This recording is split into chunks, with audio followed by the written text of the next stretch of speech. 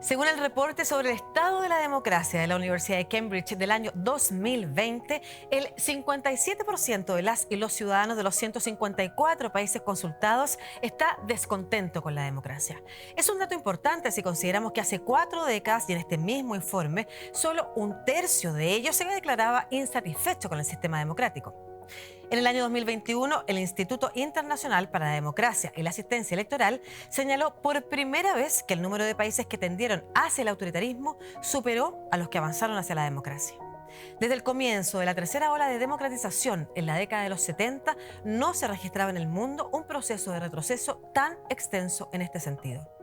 En Chile, la encuesta del año pasado del Centro de Estudio de Conflicto y Convención Social revela que la confianza en los partidos políticos no alcanza un punto y en la que se refiere al Congreso no llega al 4%. Para analizar los riesgos de la desvalorización de la democracia y las instituciones políticas en nuestro país y el mundo, hablemos de Chile. ¿Usted pudo votar ya o no? No, todavía no, estoy esperándose una hora aproximadamente, pero espero solo pronto. Cuénteme, ¿desde qué hora está usted aquí? Yo le decir matemáticamente de un cuarto a las 2. Cuarto para las 2. Una sensación entre orgullo, emoción de estar siendo parte de algo más grande, que puede ser un gran paso para la historia de Chile. Chile tiene la posibilidad cierta de ser más democrático.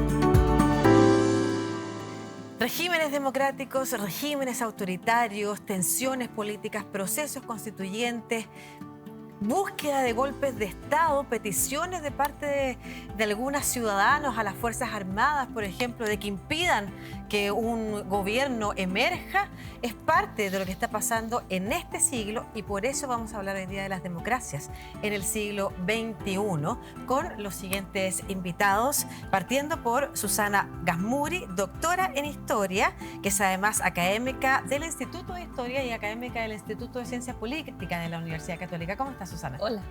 Muchas gracias por estar aquí en este programa. Hablemos de Chile, que hacemos de la mano de la Pontificia Universidad Católica y 13C. Y está también con nosotros Juan Pablo Luna, que es doctor en Ciencia Política, investigador del Instituto Milenio Fundamento de los Datos y del Instituto Milenio Violencia y Democracia, Biodemos, académico también de la Universidad Católica. Gracias, Juan Pablo, por estar acá. Gracias a ustedes. Bueno, primero, sabemos que por los datos hay un proceso de desvalorización de la democracia. ¿Es efectivamente que la democracia está en crisis, como algunos autores señalan? ¿Qué significa eso, Juan Pablo? A ver, los datos de opinión pública lo que muestran es que, por un lado, se ha mantenido, y estoy pensando en América Latina fundamentalmente, el apoyo normativo a la democracia, ¿sí? La gente sigue pensando que la democracia como régimen es un régimen deseable, pero lo que vemos es una caída relativamente importante de la satisfacción con la democracia, ¿no? Y si uno mira estos últimos 40 años de democracia en la región y la evidencia que hay de encuestas, digamos, de opinión comparadas, lo que encontramos es que estamos en un momento en el cual el gap entre ese apoyo más normativo a la idea de la democracia. Claro, como el deber ser democrático. Y a la idea de que la democracia puede tener problemas, pero es el mejor régimen político que conocemos, versus cómo le va a la democracia en términos de satisfacer demandas ciudadanas, ahí hay una brecha importante y significativa. Vamos a preguntar sobre eso, sobre qué rol tiene la satisfacción de las demandas ciudadanas en concreto en la desvalorización de la democracia y por qué. ¿Por qué se ha producido efectivamente, Susana, este deterioro? Yo aclaro que no tengo los datos que tiene Juan Pablo, pero tengo tesis al respecto. Quiero decir, ¿Tienes otros datos? No, tengo una idea al respecto, Una una apreciación, espero yo que informada. Y claro, por un lado está como la necesidad de satisfacer demandas en términos de políticas públicas, pero yo no sé si eso es lo único que permite valorar la democracia, porque uno podría hacer el experimento mental, ¿no es cierto?, de tener otros regímenes mucho más eficientes para valorar esas demandas, y no sé si serían satisfactorios como regímenes políticos. Esa es la pregunta, claro. ¿Por qué habría que valorar la democracia? Una pregunta que hoy día ciudadanos se pudieran estar haciendo. Entonces, no sé si esa es, como por ahí va la respuesta. Y yo creo que en Chile, no voy a hablar como de la democracia en el mundo, pero creo que Chile, a propósito de las ideas de Experimento y Chile que han salido últimamente en la prensa, parece que hubo como un experimento que de alguna manera prueba, con lo que quiero decir, y espero que no se me malentienda, el 18 de octubre creo que de alguna manera prueba que nuestra valoración de la democracia no solo tiene que ver con ir a votar y validar y elegir, digamos, o que nuestra condición ciudadana se reduzca a aquello, sino que parece haber una necesidad de satisfacer un elemento subjetivo de la ciudadanía, que es la idea de que efectivamente tu voto no es solo un cheque que toman unos políticos y se lo van cambiando y que yo le digo, no, ahora no me gustó, entonces te quito el cheque. Claro, efectivamente, no solamente es votar, sino que es participar. De eso vamos a estar conversando también, de cuáles son las características de la democracia. Pero continuemos primero con lo que ha pasado en el mundo, Juan Pablo. Se habla de corrupción y se habla de insatisfacción de las demandas sociales o las crisis económicas asociadas a esa desvaloración. ¿Eso corresponde a los datos que tú tienes? O sea, son datos disponibles, digamos, en las encuestas, la POP, Latinobarómetro, etcétera. El World Value Survey muestra cosas similares también. Yo diría que hay, y de nuevo, a mí me cuesta hablar del mundo. Creo que lo que hay en América Latina, por lo menos, y si uno mira, digamos, pensando un poquito en lo que planteaba recién Susana, al principio, digamos, en el momento de la transición a la democracia, varios líderes, y en ese momento eran casi todos hombres, hoy estamos mucho mejor en ese sentido, en sus discursos de iniciación de mandato hablaban de la democracia es más que votar, ¿no? Claro. Hay un discurso famoso, por ejemplo, de Raúl Alfonsín en Argentina que dice: con la democracia no solo se vota, se come, se educa, se hace justicia. Michelle Bachelet también lo dijo en algún momento. Michelle Bachelet, hay uno de los discursos de Elwin también, estuve viendo estos discursos por un proyecto y hay una referencia a la democracia como que es algo más que votar y participar. Una actitud incluso, y vida. ¿sí? Y es, digamos, de alguna manera la garantía del acceso a un paquete mínimo de derechos de ciudadanía que no son solo políticos, son también derechos civiles, son derechos sociales básicos. ¿Sí? ¿Y cuáles no se están cumpliendo que están generando esta desvalorización? Yo diría que uno de los, en los últimos años, y de nuevo, pensando en América Latina, y esto me parece que es súper importante verlo en términos históricos también, ¿no? Cuando el pasaje, digamos, de estados absolutistas a estados más democráticos tiene que ver con una secuencia en la cual primero los estados garantizan derechos básicos civiles. Y libertades, ¿sí? ¿no es cierto? Que no te maten, claro. poder que te circular, puedas mover poder, tranquilo, claro. Eventualmente expresarse con libertad, etc. Luego vienen derechos políticos y más tarde, en el caso europeo, vienen los derechos sociales, ¿no? Y hoy día en América Latina estamos con problemas serios en derechos civiles y en desigualdades que tienen que ver con acceso a derechos civiles básicos, ¿sí? Como la seguridad, como el acceso a un juicio justo, el acceso a la justicia, el acceso a la reparación.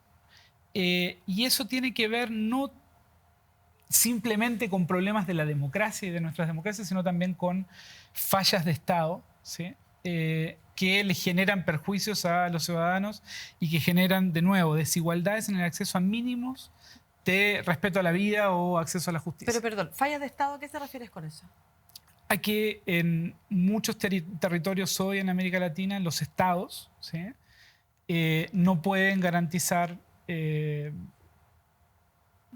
manera razonable la seguridad de las personas, de nuevo, el acceso a el que yo llame a la policía y la policía no me vulnere mis derechos en lugar de protegerme, ¿sí?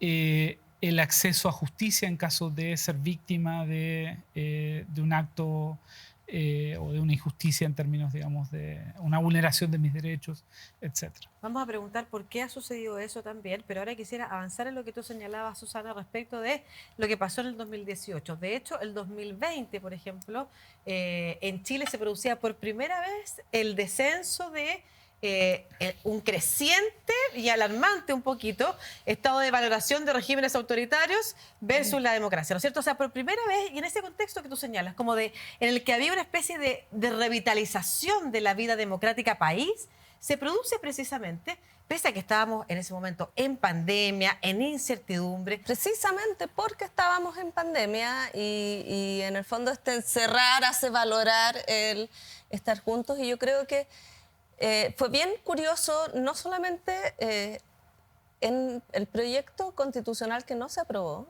la palabra democracia aparece 34 veces. Y eso es raro, ¿ya? Porque en la Constitución de Estados Unidos no aparece la palabra democracia, en las constituciones chilenas apareció tardíamente, lo que no quiere decir para nada que no existiera una democracia. O sea, más bien, la rareza es por qué insistimos en hablar de esto cuando no es necesario en una constitución ser tan reiterativo con este asunto. Y tiene que ver con, yo creo, una crítica a la situación de la democracia post-dictadura, finalmente.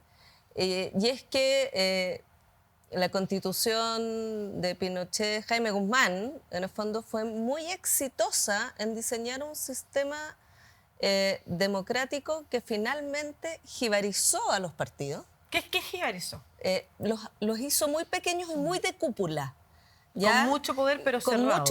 con mucho poder clientelar, ¿ya? Pero con muy baja participación. Por lo tanto, efectivamente, o no es que uno pueda, hay gente que lo propone, pero digamos, yo no lo haría, no es que uno deba exigir que sus representantes hablen por uno, pero por lo menos que representen sus intereses. Claro, digamos. que la diferencia entre delegado y mandatado, claro, ¿no es cierto? y Que lo haya que- liderazgo, pero Exacto. que un liderazgo que se conecte con las demandas. Y Que es dé cosa soluciones, pueden no ser las mismas Y vemos soluciones, pero que el algunas. sistema político sigue entrampado en esta cuestión, ¿no es cierto? O sea, las últimas discusiones, el Congreso el último mes ha sido una vergüenza, digamos, porque están discutiendo como cositas. Mientras tanto, la ley del Sename lleva más de 15 años en el Congreso. La ley del Sename Bueno, la reforma previsional. o la reforma también. previsional. No, claro, pero gobiernos que hablan, se llenan la boca con los niños y los derechos humanos y no son capaces de proteger los derechos humanos de los más vulnerables, que son los niños, porque están discutiendo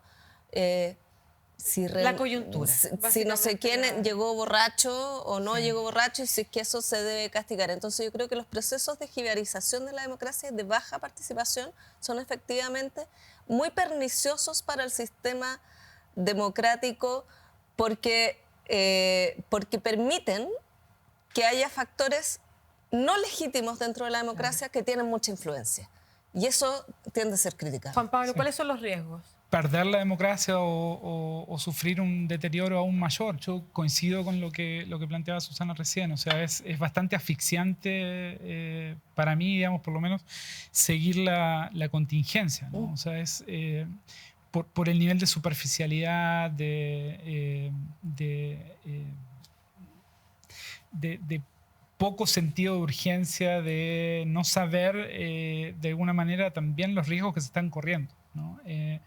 En términos de el hastío ciudadano, la gente, digamos, que está esperando respuestas que no son siempre respuestas radicales en su demanda, sino que muchas veces son demandas bastante básicas, ¿no? Claro. Pero que vienen siendo postergadas, ¿sí? Mientras el sistema político parece que juega un juego, digamos, que a la ciudadanía le empieza a crear ajenidad y lejanía, ¿no? Vamos a conversar en el próximo bloque respecto de cuáles son las manifestaciones que ese hastío tiene, ¿no es cierto? Sí. Porque nosotros vimos el estallido social y hay muchas personas que dicen el estallido social ha quedado atrás, la gente le ha perdido valoración. Sin embargo, hay otras formas invisibles en el que el deterioro de la democracia se empieza a sentir. Sí. Y de eso vamos a estar conversando en el próximo. Algo que a mí me gustaría plantear, digamos, como en términos históricos respecto a esta visión del deterioro de la democracia o a esta bajada de alguna manera que estamos viendo, también tiene que ver con me parece, digamos, nuevas generaciones que han vivido toda su vida en democracia, ¿no? Y que uno valora la democracia cuando la perdió, cuando vivió en dictadura. No sé, yo fui criado mis primeros años en dictadura y sé que a eso no quiero volver, ¿no? Pero me cuesta mucho transmitirle eso a mis hijos, por ejemplo. Y yo creo que parte digamos, del riesgo que se corre tiene que ver también con esa pérdida de sentido, digamos, de lo que está en juego. Pero nos vamos a una pausa a propósito de representación, revisando lo que nos tiene que mostrar Tiara Aguilera, que es abogada de Rapa Nui. Ella fue convencional constituyente, ¿no es cierto?, por ese pueblo, que nos explica cómo funciona el Consejo de Ancianos, un sistema de representación a baja escala que hay en la isla. Y el Consejo de Ancianos, para aquellos que no lo conocen, son los representantes de cada familia. Las familias de la isla son súper acotadas. Nosotros somos un gran pueblo que nos dividimos en familias y cada familia elige a sus representantes. Generalmente, como viene esto desde históricamente, son las personas más sabias, las personas mayores. Nosotros tendemos también a respetar más a las personas mayores, entonces son ellos quienes asumen un rol protagónico para la negociación política con el Estado de Chile. Es una forma que tenemos también de deliberar y de tomar decisiones y de involucrarnos en la política. Sin embargo, no es la única institución, pero el Consejo de Ancianos actúa en coordinación con otras como el MONUI, el Parlamento y las autoridades locales que son CODEIPA o la Municipalidad, entre otras.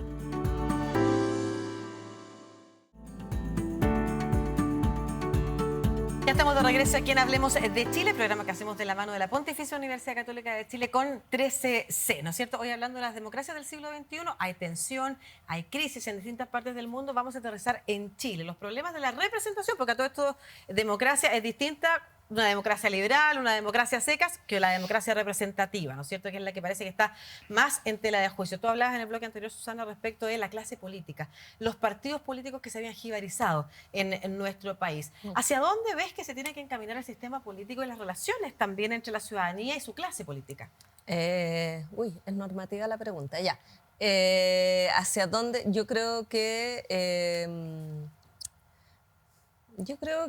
sería una buena cosa dejar el voto obligatorio en la medida que el voto obligatorio, aunque ha sido como considerado por sus críticos como una especie de atentado contra la libertad individual, y ese suele ser como el argumento más arguido. Como, no, pero ¿cómo me vas a obligar a ir a votar? Poniendo el peso de la responsabilidad del voto en el ciudadano, que evidentemente tiene. Pero lo que va a obligar el voto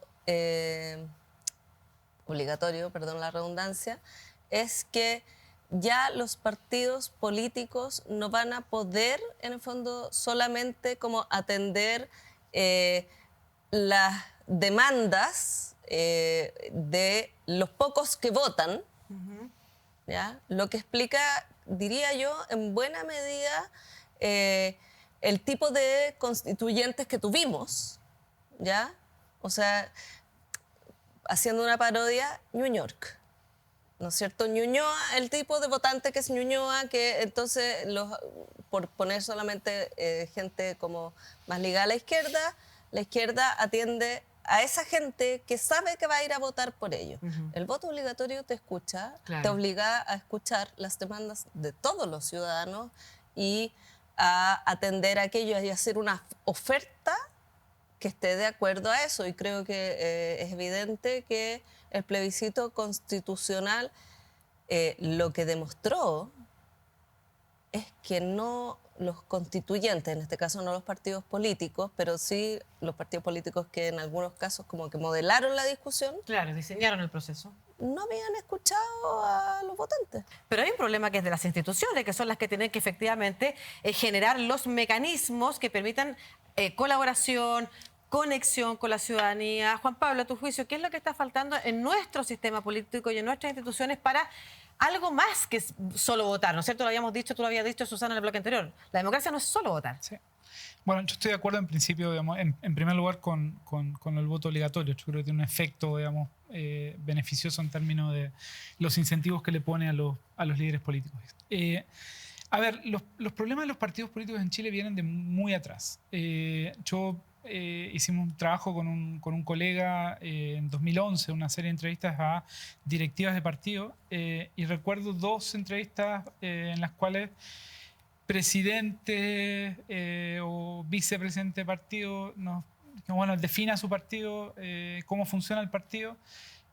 Una de ellos nos dijo, mi partido es una entelequia. Otra de esas personas nos dijo, mi partido es un archipiélago de individualidades. Y eso hace mucho tiempo que es así, ¿no? De alguna manera los partidos políticos chilenos vienen siendo desde hace mucho tiempo coaliciones muy laxas de caudillismos territoriales, ¿sí?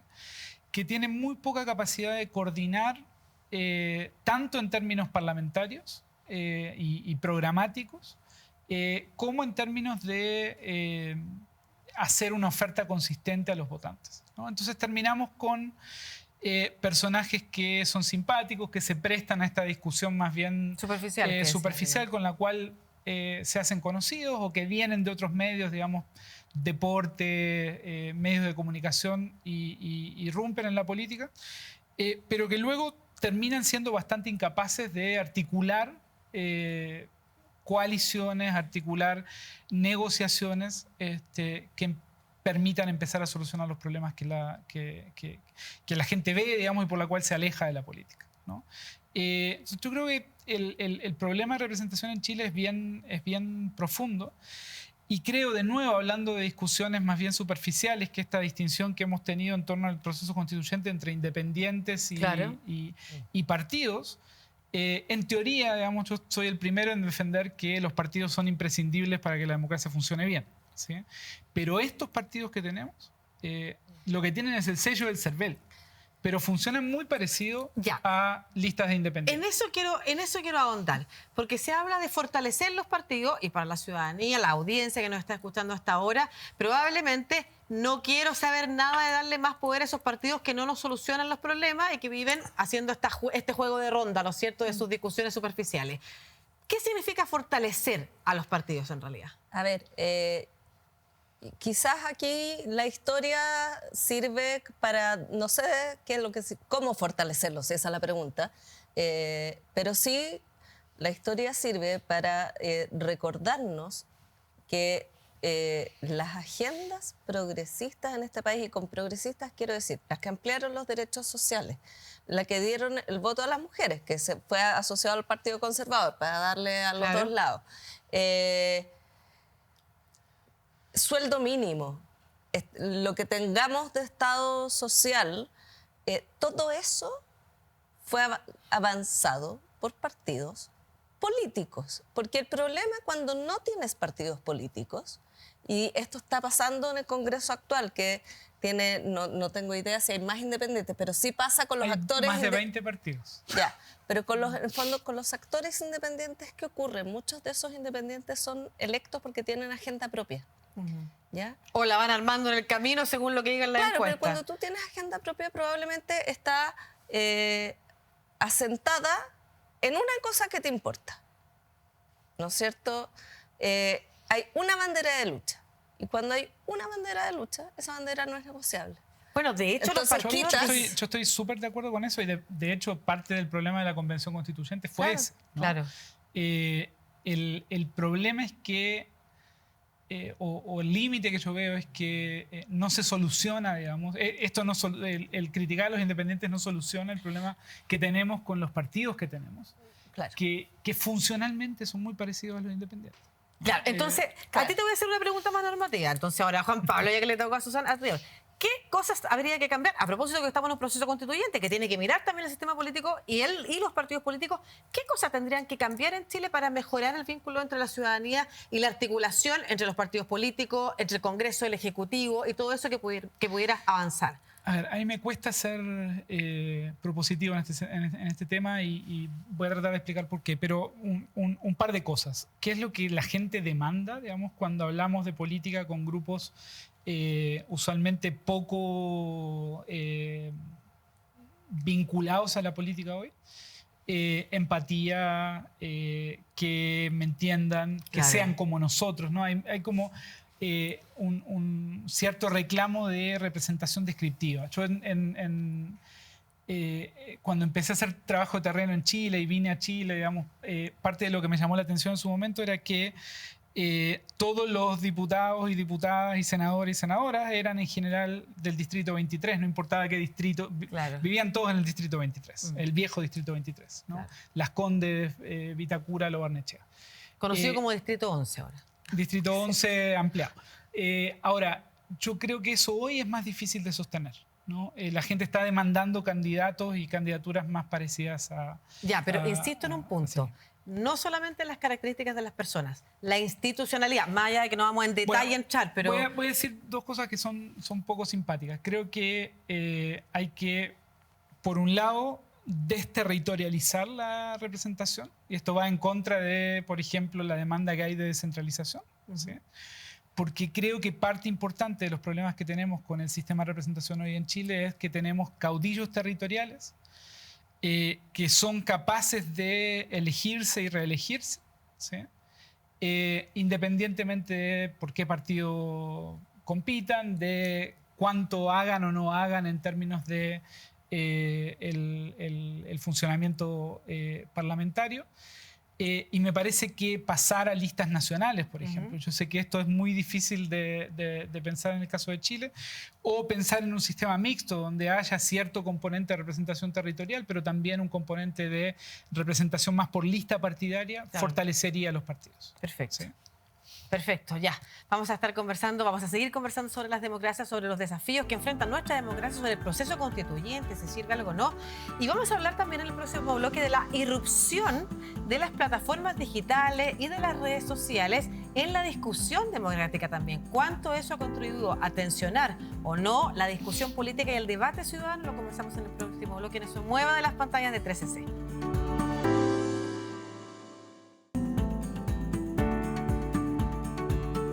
Estamos de regreso aquí en Hablemos de Chile, hoy conversando sobre las democracias del siglo XXI junto a Juan Pablo Luna y Susana Gasmuri, y vamos a invitar ahora a este programa que hacemos en conjunto entre la Pontificia Universidad Católica de Chile y 13C a un académico que está en Barcelona. Vamos a hablar ahora con José Luis Martí, que es académico de la Universidad Pompeu Fabra, especialista en innovación y nuevas tecnologías aplicadas a la democracia. ¿Cómo estás, José Luis? Muy bien, hola, un gusto saludaros. Muchas gracias por estar contactado con Chile para hablar de este tema tan relevante. Cuando empezó Internet, empezaron las redes sociales, se hablaba de que iba a democratizar mucho más la conversación, que incluso las personas podían acceder directamente a sus representantes, por ejemplo, los líderes mundiales.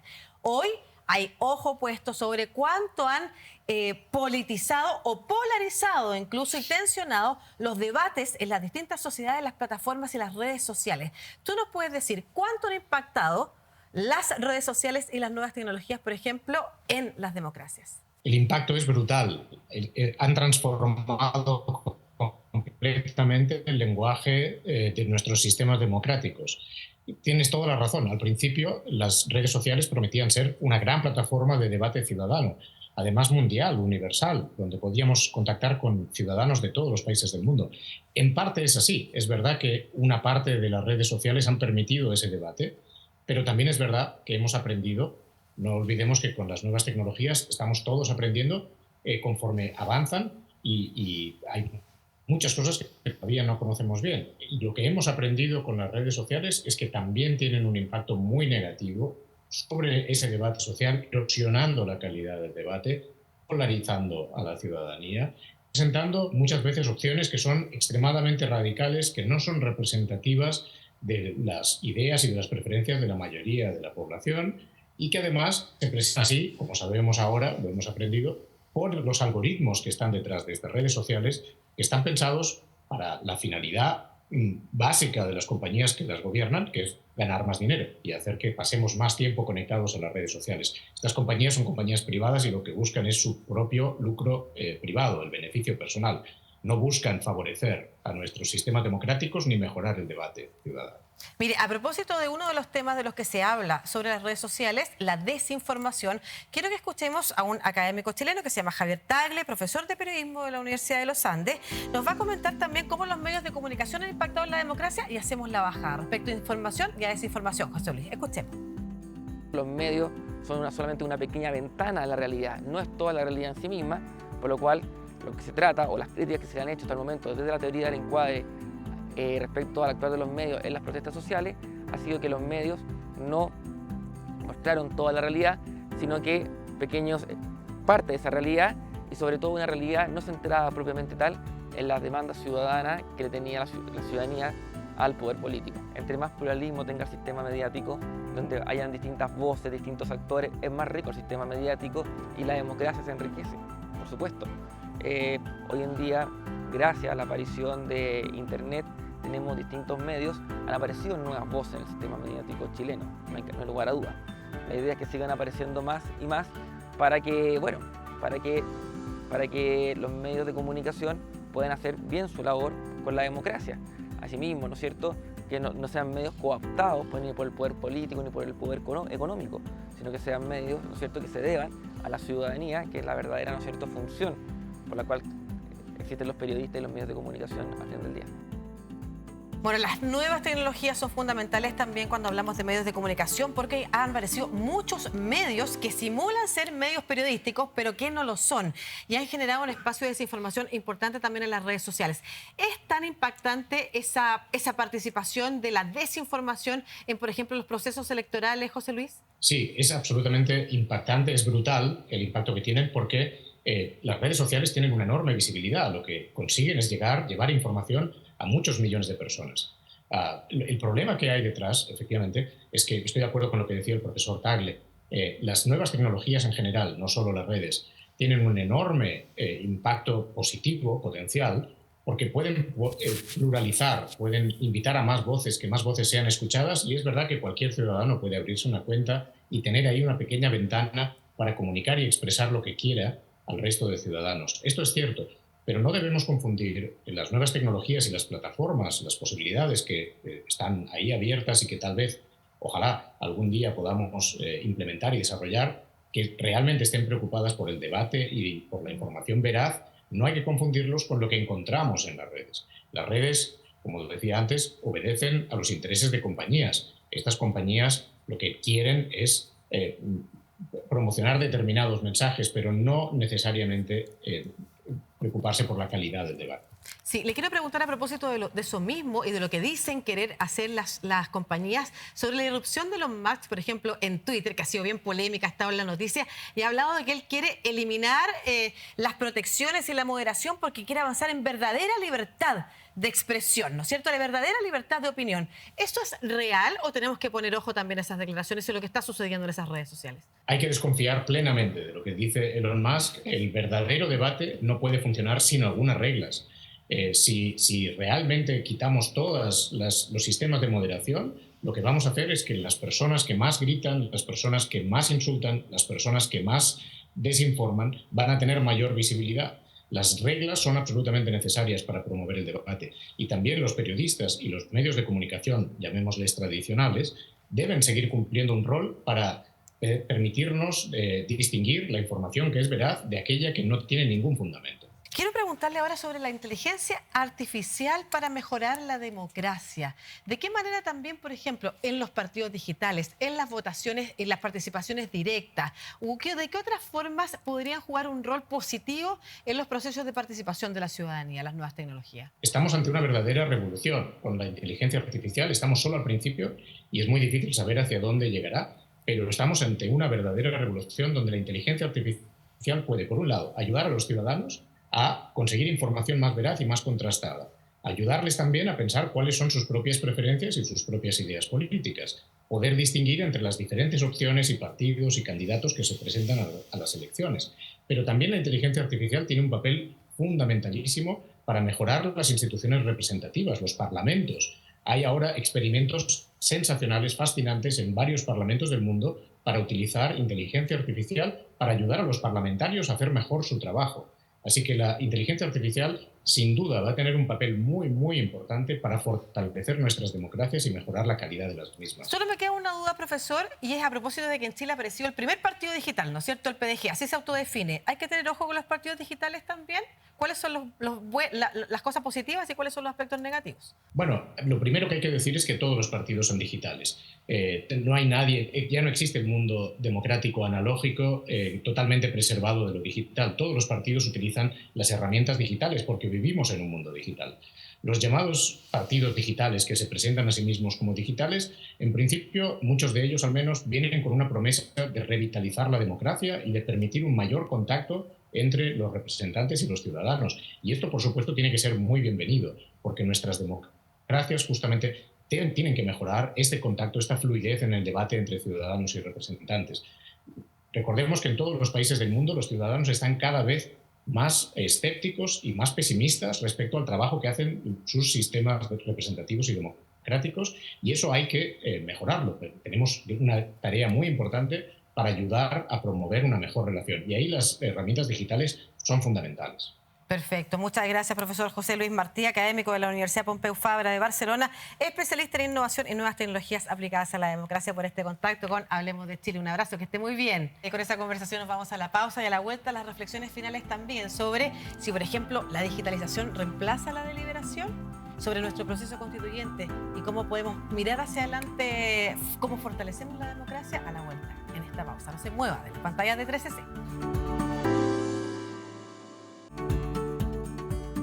Estamos de regreso en el último bloque de Hablemos de Chile, programas que hacemos de la mano del 13C con la Pontificia Universidad Católica de Chile, hoy hablando de las democracias del siglo XXI, de la crisis de representatividad, de los problemas que hay en el mundo, pero también en nuestro país. Y quedamos del bloque anterior a media pausa sobre la deliberación, ¿no es cierto? De eso estábamos conversando también en estos comerciales cuando estábamos con nuestros invitados, derivando la conversación de los partidos digitales, la mera agregación de preferencias. ¿Por qué es importante entender que votar no es lo mismo que deliberar? Yo creo que, como estoy muy de acuerdo con lo que dijo el colega español, pero no solamente votar no es lo mismo que deliberar, sino que además las redes sociales producen un tipo de discusión que no lleva, ¿no es cierto?, a la negociación o consenso que es necesaria para que tomemos decisiones, digamos, que se traduzcan en leyes. Y en ese sentido creo que es bueno recordar que todo proceso democrático no solamente es una expresión de voluntad ni de mi libertad ciudadana, sino que es un proceso en un contexto altamente institucionalizado, ¿ya? Lo que nosotros conversamos acá no produce ningún efecto político. Las asambleas esas que se produjeron después del 18 de octubre en la plaza fueron una bonita manera de deliberar, pero no producen efecto político. Para que las cosas produzcan efecto político tienen que darse en instituciones que hemos acordado que los tienen y en términos de discusión, como dijo el colega, con reglas. Otros dicen razonable. Todo eso lo podemos discutir, porque discutir qué es razonable y qué no es razonable ya es un problema. Pero sí ciertas reglas, ¿no es cierto? Y eso sí lo hemos visto en el Congreso últimamente, en el fondo, ¿qué pasa con aquellos que se están saltando las reglas? Sí, a propósito de eso nos va a quedar pendiente una conversación sobre qué el tercer sector, otras organizaciones cumplen un rol también en la democracia y en conectar a la ciudadanía con sus liderazgos políticos. Y algo que queda pendiente del inicio, y es reforzar por qué es importante la democracia, Juan Pablo. Decía Susana al inicio que alguien podría preferir un sistema autoritario porque le va a responder más rápidamente a sus problemas de seguridad, por ejemplo.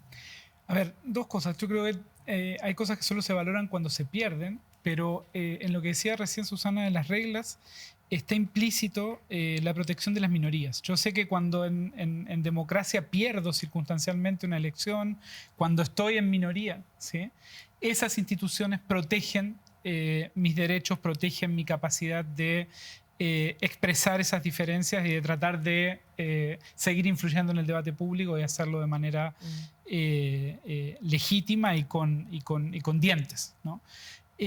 Y yo hablaba al principio, digamos, de tal vez los jóvenes hoy no valoran tanto, digamos, porque no lo han vivido, digamos. Pero pensemos en el backlash que acaba de sufrir Trump en Estados Unidos, o pensemos en el caso de Bolsonaro, ¿no?, en Brasil.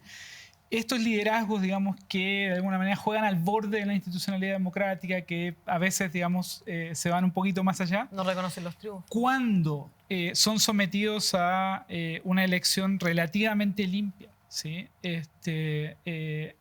luego de esos mandatos, pierden elecciones, ¿no? Y pierden elecciones con movimientos ciudadanos que se activan muchas veces en Hablábamos en el corte, Claro. por ejemplo, la reacción respecto a el aborto y Roe versus Wade en Estados Unidos como un potencial movilizador.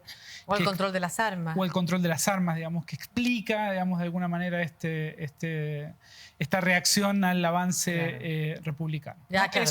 Eso en un contexto no democrático no puede suceder, no sucede usualmente. Claro que sí, y ahí los jóvenes sí tuvieron algo que decir, precisamente supuesto. como porque empezaron a sentir lo que significaba avanzar, como tú decías, contra esas visiones que son distintas a las mías o las que yo puedo creer en algún momento Y en ese mayoritario. sentido, algo que es importante de la democracia es que te permite, al menos, digamos, en este juego intertemporal entre elecciones, rectificar, ¿no? y calibrar, ¿sí? De una manera que otro tipo de régimen no lo hace. De hecho, la historia tiene harto que decir sobre eso, Susana. Sí, respecto a, o sea, porque uno podría imaginar un régimen autoritario de inteligencia artificial, ¿no es cierto?, que diseñara cosas en que no solamente mis necesidades son satisfechas, sino que además yo lo podría diseñar para que protegiera... Huxley, un mundo feliz. Claro, un mundo feliz.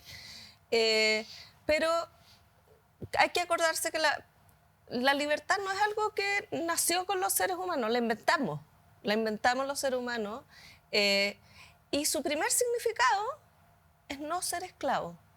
Y el problema es que si estuviéramos en un sistema autoritario perfecto, igual seríamos esclavos. También uno puede imaginarse un amo que te trate cariñosamente y que te cuide, te abrigue, te proteja.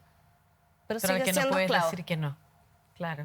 No te Entonces puede- yo creo que hay que recordar que aunque diseñáramos un sistema perfecto, no seríamos libres. Puede que no nos importe ser libres, porque efectivamente la libertad es una cosa que a su vez existe solo cuando tenemos un pacto social.